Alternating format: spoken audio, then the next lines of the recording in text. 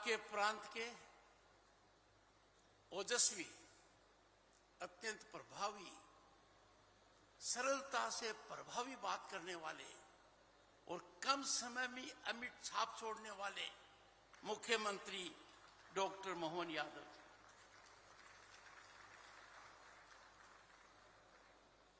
हर स्थान किसी के लिए शुभ पड़ता है और डॉक्टर मोहन यादव के लिए इस जिले का प्रभारी होना इतना शुभ पड़ा कि वो पूरे प्रदेश के प्रभारी बन गए हैं।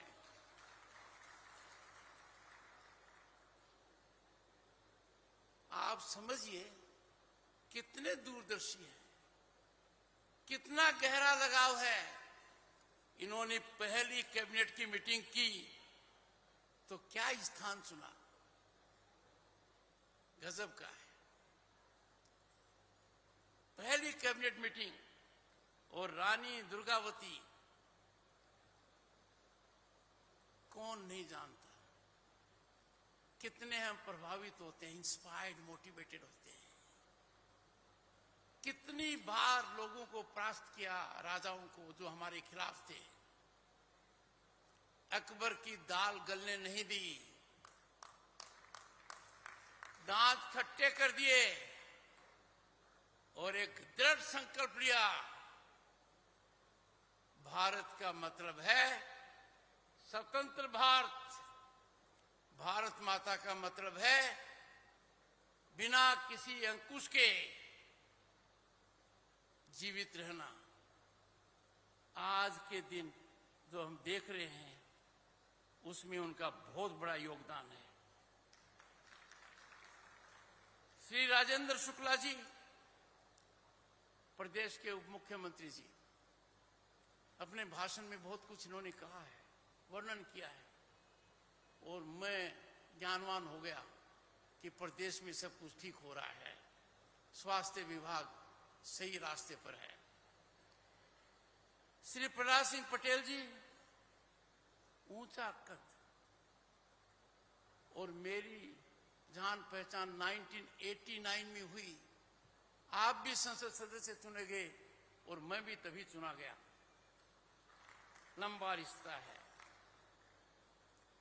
श्री फग्गन सिंह कुलस्ते जी, इनको मैं मेरा मित्र कह सकता हूं। इनसे पहली मुलाकात मेरी, मुझे याद है, रांची एयरपोर्ट पर हुई। वो ट्राइबल इलाका है, मैं पेशे से वकील हूं, ऐसे लगता है ये ट्राइबल के बहुत बड़े वकील हैं।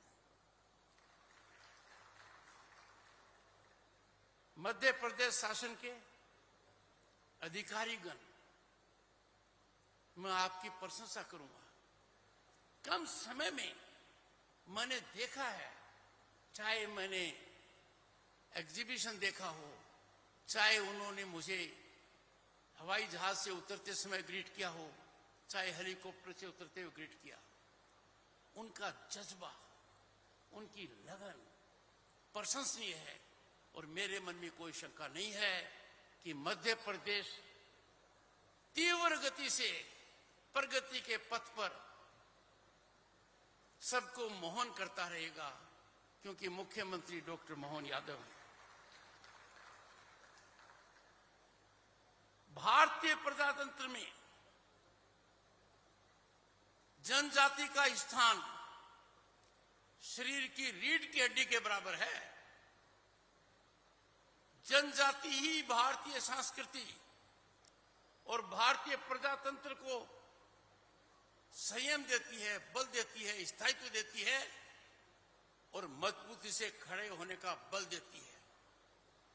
वो दिन मैं कैसे भूल सकता हूं, देश के इतिहास में पहली बार राष्ट्रपति भवन में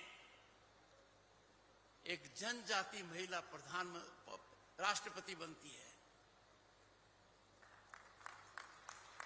प्रधानमंत्री को शपथ दिलाती है।